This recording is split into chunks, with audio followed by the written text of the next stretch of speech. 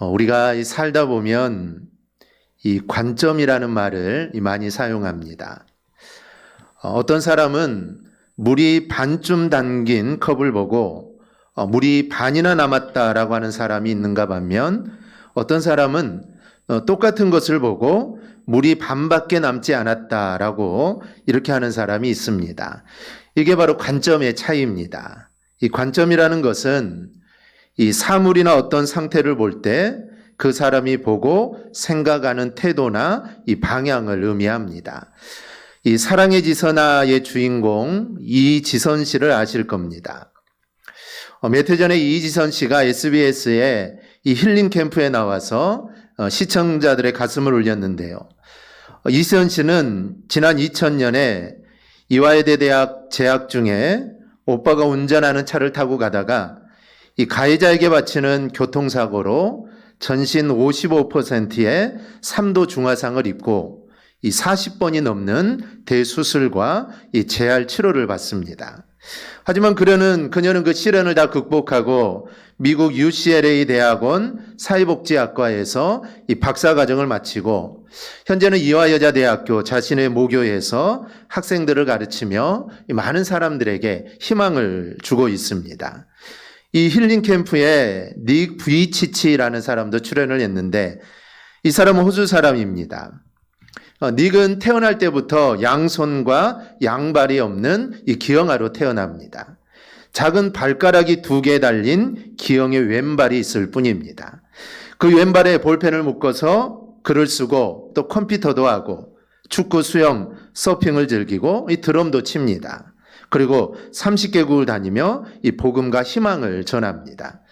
이 중화상과 장애를 딛고 일어선 이 두 사람의 공통점은 예수를 믿었다는 것이고 배우에는 믿음이 좋은 부모가 있었다라는 이 사실입니다.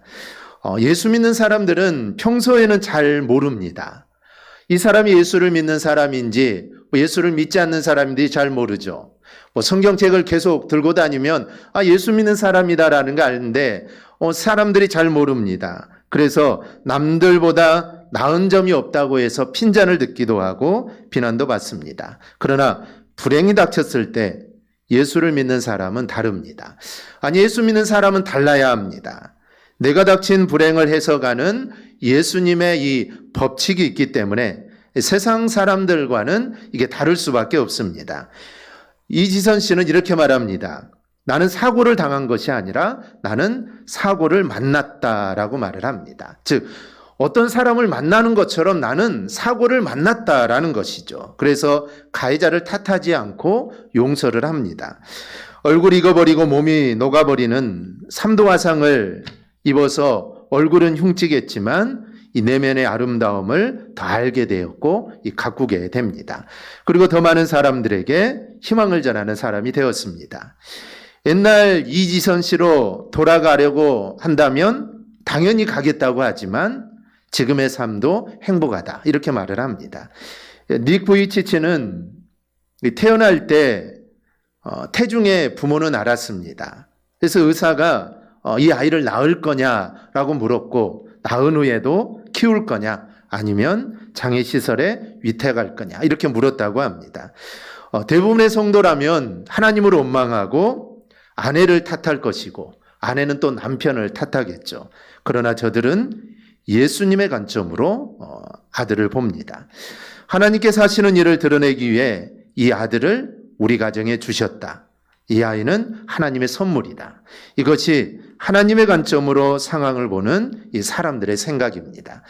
그 아들이 지금 얼마나 세계적인 인물이 되었는지 모릅니다.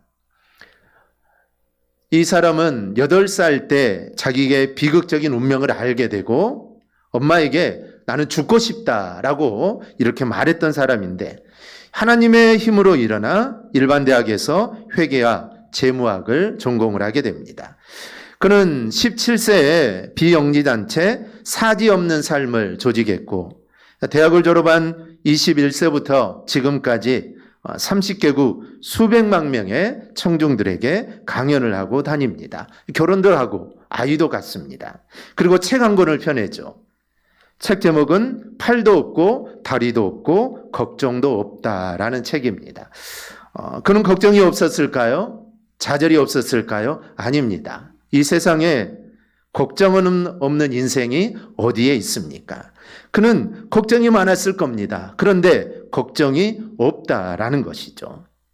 그는 정말 하나님의 관점으로 세상을 보면서 나를 통해 이루실 일들을 그는 바라보며 산 겁니다. 그래서 이 관점이 중요하다는 것이죠. 어떤 관점으로 바라보느냐에 따라 행복할 수도 있고 아니 불행할 수도 있습니다. 그런데 하나님의 일도 마찬가지라는 겁니다.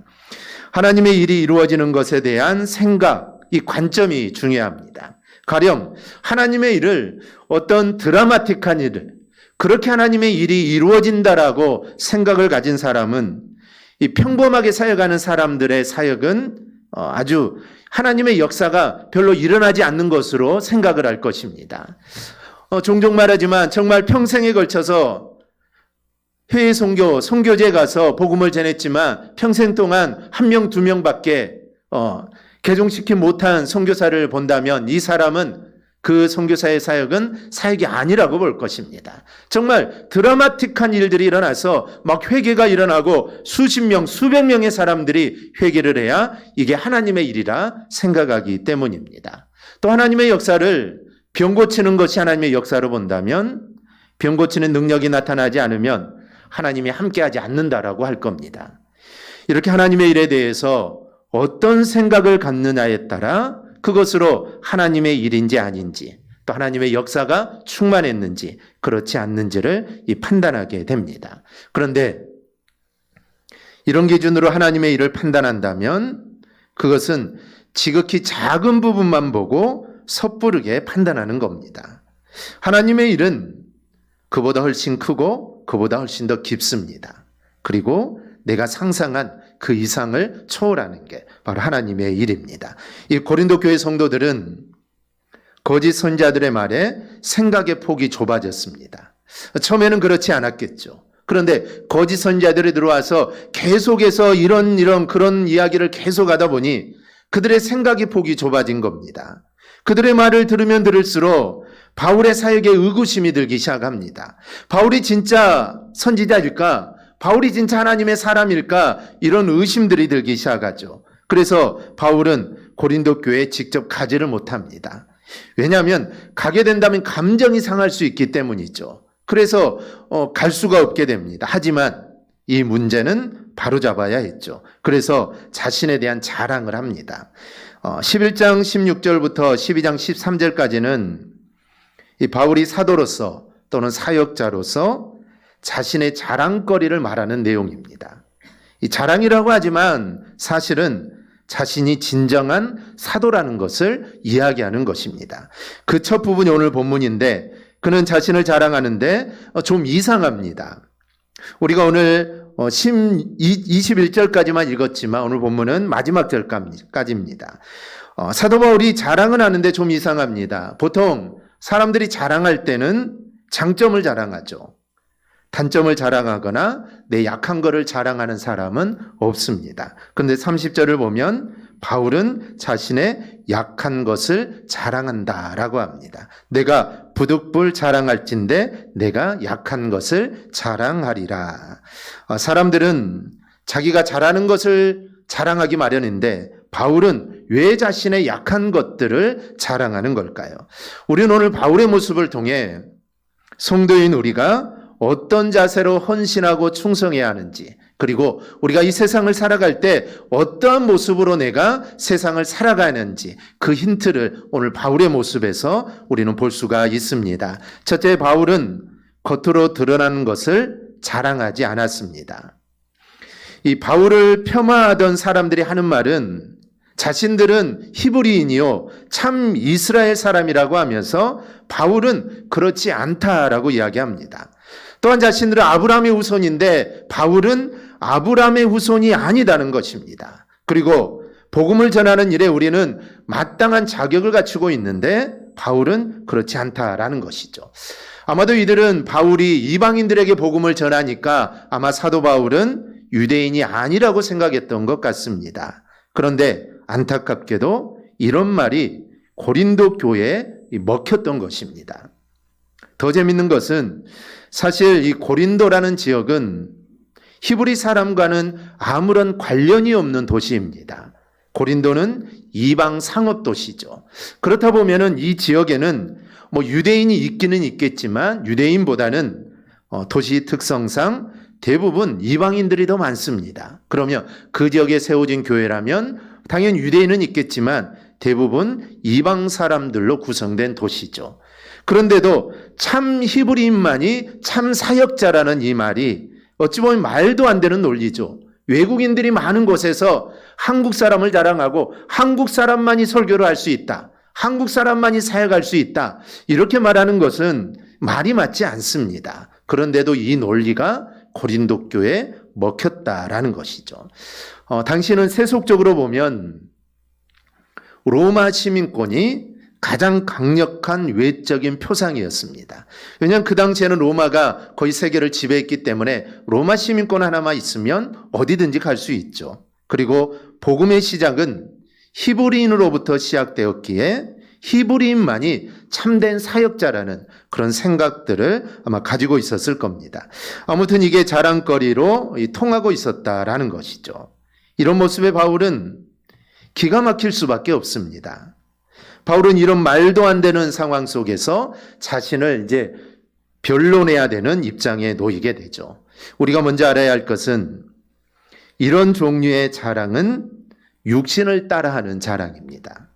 그런데 이런 육신의 자랑이 이 세상에서는 잘 먹힌다는 것이죠. 우리나라를 보더라도 출신 지역, 학력, 자격 등을 자랑합니다. 학교에서도 우리나라에서 박사를 딴 사람보다는 그래도 외국에서 들어보지도 못한 대학에서 박사학위를 딴 사람을 더 높이 쳐주는 경향이 있습니다. 그런데 사실 우리나라에서 박사 따는 게 더 어렵습니다. 외국이야 돈이 있고 시간만 있으면 충분히 딸 수 있지만 우리나라에서 박사를 따는 것은 정말 더 어렵죠. 그런데도 외국의 박사학위를 더 알아준다는 것이죠. 요즘은 사회가 많이 변하고 있습니다. 그래서 이제 외형적인 자랑거리가 크게 도움이 되지 않는다고 합니다. 그래서 그런 것보다는 실력이 중요하다는 것이죠. 그런데 어느 드라마 대사처럼 실력은 실력이 없습니다. 실력은 실력이 없다라는 것이죠. 이 겉으로 포장한 무언가가 있어야 그 실력이라도 내보일 기회라도 받을 수가 있다라는 겁니다. 아무리 요리를 잘해도 정말 요리의 대가라고 해도 자격증이 있어야 그 실력을 내보낼 수 있는 것입니다. 아무리 자동차를 잘 수리한다고 해도 자격증이 없으면 누가 그 사람한테 이 자동차 수리를 맡기겠습니까? 이런 육신에 대한 자랑이 요즘은 한층 변화하여서 여러 가지 스펙을 쌓는 모습이 나타납니다. 그래서 요즘 청년들은 이 스펙을 쌓는 일에 더 많이 치중을 하죠. 그런데 스펙을 쌓는 것도 여전히 기득권을 가진 사람들이 더 유리합니다. 이런 외형적인 자랑거리, 육신의 자랑거리가 여전히 통하는 것이 사회이죠. 그렇다면 이런 사회에서 우리 성도는 어떻게 살아야 합니까? 이에 대해 바울은 이렇게 말하죠. 자랑하고 싶지 않다. 이게 사도 바울의 말입니다. 바울은 자기 자랑을 하는 자를 어리석은 자라고 이야기합니다. 그리고 그런 자들을 받아들이는 교회를 이상하게 생각을 합니다. 19절 끝부분을 보면 기쁘게 용납하는구나 라고 말을 하는데 이 말은 좋아서 하는 말이 아니죠. 기뻐서 하는 말이 아닙니다. 비꼬아서 하는 말이죠. 자기 자랑을 늘어놓는 자들을 받아들이는 고린도 교회를 나는 이해하지 못하겠다라는 그런 뉘앙스로 하는 겁니다. 그리고 바울은 이렇게 자랑하는 자들을 너희가 받아들이니 나도 어쩔 수 없이 나도 자랑거리를 좀 해야겠다 이렇게 양해를 구하는 겁니다. 자랑하고 싶지 않지만 그들이 자랑을 하고 그리고 너희가 받아들이니 나도 부득이 자랑을 조금 하겠다는 겁니다. 부득이는 자랑하고 싶지 않다는 것이죠. 육신을 자랑하는 세상에 대해서 우리가 가질 첫 번째 자세는 세상은 자랑거리에 기대어 살아가지만 우리는 그런 자세를 가질 필요가 없다라는 겁니다. 육신을 자랑하는 것은 어리석은 모습이다라는 것을 우리는 생각해야 합니다. 그래서 아무리 자랑거리가 있더라도 자랑하지 않는 우리는 겸손함을 우리는 가져야 합니다. 바로 그게 지혜로운 자의 이 모습입니다. 비록 세상은 자랑하는 사람 그리고 자랑을 듣고 같이 움직일지라도 성도인 우리는 그런 모습을 보여서는 안 됩니다. 그런 면에서 우리는 단호해야 합니다. 그래서 사도 바울의 말, 육신을 자랑하는 것은 어리석은 일이다. 이 말에 우리는 주의해야 합니다. 둘째, 바울이 육신에 대해서 조금도 부족하지 않는 자신감이 있다라는 것을 보여줍니다. 바울은 저들이 가지고 있는 자랑거리라면 나도 있다라고 말을 합니다. 너희가 그렇게 자랑하는데 너희가 자랑하는 그거 실은 나도 다 갖고 있다는 것이죠. 너희가 히브리는 것을 자랑하는데 나도 히브리인이다. 내가 자랑하지 않아서 그러지 나도 히브리인이라는 겁니다. 그들이 담대하게 자랑하는데 자신도 담대하게 이야기할 수 있다라고 말을 합니다. 너희가 이스라엘 사람이라는 것을 자랑하는데 나도 이스라엘 사람이다. 너희가 아브라함의 자손을 자랑하는데 나도 아브라함의 자손이다. 그들이 그리스도 일꾼이라 너희가 자랑하는데 나는 더욱 그렇다라고 이렇게 말을 합니다. 이 바울의 표현이 재밌습니다. 그런 걸 자랑하려고 정신없는 말을 하는데 그런 게 자랑거리라면 나는 더욱 그런 사람이다라는 것이죠. 뭐 당연한 것 가지고 자랑하느냐라는 겁니다. 이 부분을 두 가지 관점에서 보게 됩니다. 첫째는 만약 일정한 자격 요건을 갖춰야 하는 것이라면 그것은 자랑거리가 아니라 자격 요건으로 갖춰야 한다라는 겁니다. 우리가 가끔 이런 말을 하죠. 하나님과의 관계가 중요하지 세상적인 자격 같은 게 뭐 그리 중요하냐라는 이야기를 합니다. 하지만 성도는 자기가 마땅히 갖추어야 되는데 그런 자격을 갖추지 않고 실력을 운운해서는 절대로 안 됩니다. 적어도 자신이 서야 할 자리에 내가 갖추어야 할 자격들 그리고 내가 갖추어야 할 훈련을 받는 일에 절대로 소홀히 해서는 안 됩니다. 그런 과정보다는 하나님이 함께 하시는 게 더 중요하기는 하지만 그런 과정 자체가 무시되어서는 안 된다는 것이죠. 우리는 이런 점에 대해서 분명한 자세를 우리는 가져야 합니다. 또 하나의 관점은 이런 자격 요건이 결코 자랑거리가 될 수 없다라는 겁니다. 거짓 선자들은 자신이 히브리인이라는 것을 무슨 대단한 것이냐는 자랑을 합니다. 반면에 바울은 자신이 히브리인이라는 것을 자랑하고 다니지 않았습니다. 자랑하지 않으니 유대인이 아니라고 생각을 했고 저들은 이 점을 갖고 바울은 거짓 사역자다라고 이렇게 말하는 겁니다. 그러니까 딱 자기 수준에서 판단하고 있는 것이죠. 자기들이 자랑하는 일을 하지 않는 바울은 자기들이 갖추고 있는 조건을 갖추지 않는 거라고 생각을 했던 겁니다. 이 바울은 복음을 전하는데 출신을 가리지 않았습니다. 뭐 유대인이든지 뭐 이방인이든지 중요한 게 아니죠. 바울에게 중요한 것은 오직 복음입니다. 즉 복음이 전해져야 한다는 것이죠. 이 중심을 제대로 보았기 때문에 겉으로 드러나는 육신의 인은 하나도 자랑거리가 되지 않는 것입니다. 오직 복음만 전해지면 되었다라는 것이죠. 그래서 나는 뭐 히브리인이다, 나는 유대인이다, 나는 이런 자격을 갖추었다. 그런 게 있었지만 사도 바울은 말하지 않는 겁니다. 중요하지 않다는 것이죠. 자격은 중요하지 않고 오직 중요한 것은 복음이었다라는 것입니다. 성도는 자신이 갖춘 자격들을 굳이 자랑하지 않아도 됩니다. 그저 맡겨진 일을 내가 제대로 해나가면 됩니다. 맡겨진 일을 제대로 하지 못하면서 만약에 내 자격 자랑만 한다면 그것처럼 우스운 일도 없습니다. 이 성도가 자신감을 갖는다면 남들이 알아주는 어떤 자격을 갖춰서 내가 자신감을 갖는 게 아니라 하나님이 나를 부르셨는데 내가 부르신 그 자리에서 내가 일할 수 있다는 그거에 우리는 자신감을 가져야 합니다. 부족한 나를 하나님이 나를 이 자리에 세워졌다. 이것에 우리는 자신감을 가져야 합니다. 나는 이 일을 맡을 자격이 없는데 하나님이 나를 이 자리에 맡겨주셨으니 우리는 그 하나를 감격하고 우리는 자신감을 가져야 합니다. 그럴 때 하나님이 나에게 맡겨주신 일을 우리가 끝까지 감당하게 됩니다. 만약 그런 마음이 없으면 교만해지죠.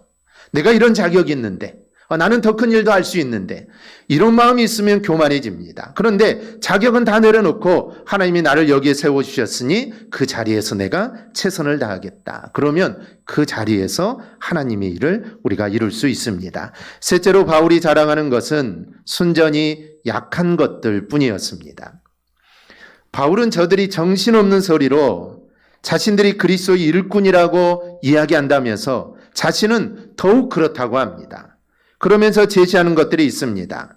우리가 이제 살펴볼 건데 결론적으로 이야기한다면 이 세상에서 결코 자랑거리로 내세우는 것들이 아닙니다. 먼저 바울이 내세우는 것들은 고생한 것들 뿐입니다. 바울 사도가 담대하게 자랑하는 것은 호화찬란한 그의 이력이 아닙니다. 사실 바울은 그런 이력을 가지고 있는 사람입니다. 히브리인 중에 히브리인이요, 로마 시민권을 가진 사람입니다. 그 당시는 로마 시민권을 가진 사람이 두 종류가 있는데 한 사람은 태어나면서부터 로마 시민권을 갖습니다. 그 말은 부모가 로마 시민권을 갖고 있다는 것이죠. 한 종류는 돈을 들여서 로마 시민권을 산 사람입니다. 즉 돈을 많이 벌어서 그 돈을 주고 로마 시민권을 산 것이죠. 그럼 어떤 사람을 더 알아주겠습니까? 당연히 태어날 때부터 로마 시민권자를 더 알아주는 거죠. 그런데 사도 바울은 그는 태어날 때부터 로마 시민권을 가진 자입니다. 그러면서 그는 유대인 중에 유대인이죠. 최고의 학문을 배운 사람입니다. 그런데도 바울은 그런 것은 하나도 말하지 않습니다. 내가 이제 좀 자랑해야겠다. 그러면 이런 걸 자랑해야 되는데 그런 것은 말하지 않습니다. 바울 사도가 말하는 것들은 23절을 보면 자신이 수고를 넘치도록 하고 옥에 갇히기도 많이 하고 매도 수없이 맞고 여러 번 죽을 뻔했다라고 말을 합니다. 24절에는 유대인들에게 40에 한한 감한매를 5번 맞았다고 합니다. 사람이 40대를 맞으면 죽는다고 생각을 했습니다. 그래서 40대는 때릴 수 없고 거기에 하나 감한매를 5번이나 맞았다는 것이죠. 그래서 흔한 말로 죽도록 맞았다는 것입니다. 정말 죽을 정도로 맞았다는 것이죠. 바울은 복음을 전하다 그런 일을 5번이나 겪었다고 합니다. 25절을 보면 태창은 3번 맞았고 돌로 쳐 죽임을 당하는 것은 1번 경험했고 배가 파손당하는 일은 3번 겪었다고 합니다. 26절에 보면 여러 번 강의 위험, 강도의 위험, 동족의 위험, 이방인의 위험, 시내의 위험, 광야의 위험, 바다의 위험, 거짓 형제의 위험을 당했다고 합니다. 수고했고 애썼고 자지 못했고 줄이고 춥고 배고팠다고 합니다. 이렇게 바울이 내세우는 것들은 우리가 경험하고 싶지 않은 일들입니다. 그런데 복음을 전하는 일꾼은 결국 이런 일을 겪으면서 복음을 전할 수밖에 없다라는 것이죠. 지금 고린도 교회에서 마치 자기가 선지자인 양 자랑하는 자들은 사람들이 혹하는 자랑거리만 늘어놓았는데 바울이 늘어놓는 것은 순전히 고생거리들입니다. 그런데 여러분, 참된 일꾼은 이렇게 고생하면서 복음을 전하는 것입니다. 여기에 대해 바울이 내세우는 것은 교회를 위한 염려입니다. 이것 때문에 바울은 날마다 눌린다고 합니다. 바울은 그런 염려를 가지고 있었다는 것이죠. 그래서 바울은 누군가가 약한 모습을 가지면 그런 자가 실족할까 봐 애간장이 끓었다는 겁니다. 바울은 자신 자랑을 한다면 나는 부득불 이런 것밖에 나는 자랑할 게 없다라는 것이죠. 또한 바울이 내세우는 것들은 세상적으로 볼 때 정말 초라한 것들 뿐입니다. 바울은 멋진 모습이 아니라 초라한 모습을 소개합니다. 거짓 선자들은 멋진 일들이 벌어지는 일들을 이야기하죠. 그런 자들의 말을 듣다 보면 하나님께서 크게 역사했다라는 느낌을 받습니다. 이렇게 다들 폼나는 것들을 자랑하는데 바울은 반대입니다. 초라한 모습만 이야기하죠. 그런데 여러분, 우리가 알아야 할 것은 복음을 전하는 일은 폼나는 일이 아니다라는 겁니다. 오히려 복음을 제대로 전하다 보면 수치를 당하는 자리에 서는 일들이 더 많습니다. 폼나는 게 아니라 오히려 체면이 구겨지는 일들이 더 많죠. 사실 고린도 교회가 바울에게 그런 모습을 보였습니다. 바울은 고린도 교회에 정말 헌신적으로 복음을 전했죠.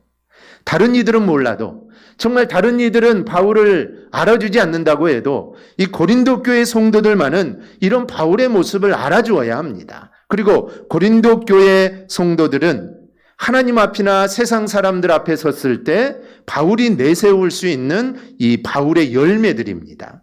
그런데 바로 그런 고린도 교회 성도들로부터 폼나는 일이 없다는 사도로서 의심을 받게 되었으니 이 바울이 얼마나 억울하고 또 한마디로 얼마나 이게 수치스럽겠습니까? 자기는 정말 평생을 거쳐서 자기의 모든 걸 다 들여서 헌신했는데 아니라고 하니 자기가 느끼는 수치심이 얼마나 많겠습니까? 복음을 전하는 일꾼이 겪는 일이라는 게 바로 이런 일들입니다. 그럼 자랑하는 자들은 왜 자랑을 할까요? 복음을 전하는 일보다 자신을 드러내는 일에 관심이 많기 때문에 그런 일을 떠벌리며 자랑하는 겁니다.